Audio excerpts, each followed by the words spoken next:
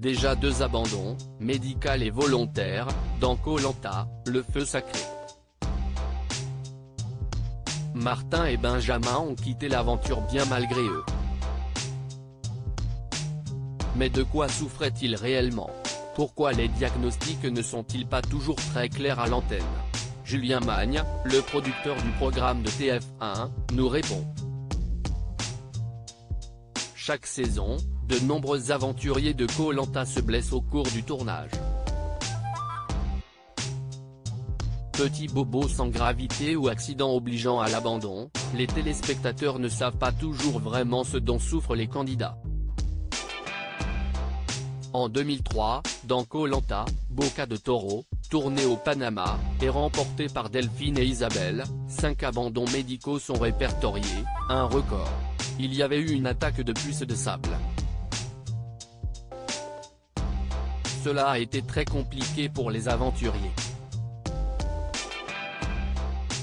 Moundir n'avait pas abandonné mais avait été très marqué par les piqûres, se souvient Julien Magne, producteur du programme. Les abandons médicaux arrivent régulièrement dans Koh Lanta, un constat attestant de la rudesse du jeu de survie de TF1. Le manque de nourriture et la fatigue de dormir à même le sol, parfois sous la pluie et en plein froid, favorisent la vulnérabilité des organismes. Sans compter les épreuves qui demandent force, concentration, endurance ou encore adresse. Koh Lanta est une aventure particulièrement exigeante et les abandons médicaux arrivent régulièrement. C'est lié aux aléas et à la malchance de certains aventuriers, décrypte le producteur. Cette année, Martin, le fromager suisse, nouvellement jaune, est tombé en portant une malle sur la plage lors de l'épreuve de confort dans le 6e épisode diffusé la semaine dernière.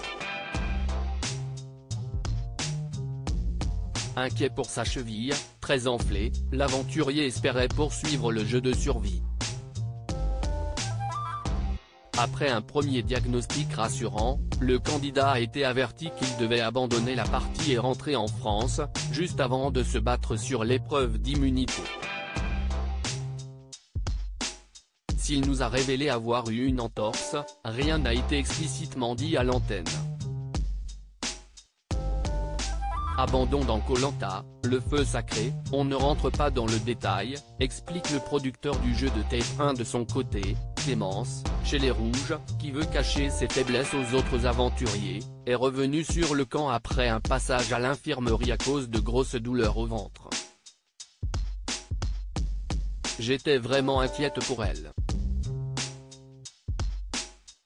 J'aurais été triste que son état de santé se détériore et qu'elle doive rentrer, confia Elena, sa coéquipière dont elle se sent de plus en plus proche. Mais qu'est-il exactement arrivé à la raccordeuse de fibre optique de 27 ans? À cause du secret médical, les diagnostics ne sont jamais donnés à l'antenne. Dans le cas de Martin, on voit qu'il se blesse à la cheville mais on ne précise pas davantage la nature du diagnostic. Même chose avec Clémence qui a des douleurs au ventre. On ne rentre pas dans le détail, justifie Julien Magne.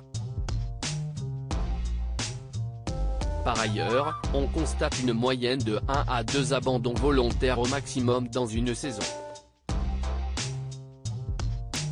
Cette année, c'est le cas de Benjamin, le jeune marin très proche de Tania, qui a eu un petit accident de plongée lui interdisant d'aller dans l'eau pendant une dizaine de jours à cause d'une otite, sans pour autant l'obliger à abandonner. Mais, fatigué et là, au bout de ses capacités physiques, il décide de partir, malgré les encouragements de Denis Brognard, qui rabâche chaque année que les aventuriers qui jettent l'éponge le regretteront tôt ou tard. À lire aussi c'est cruel, il aurait pu aller très loin. Martin abandonne Koh Lanta, le feu sacré, les internautes sous le choc.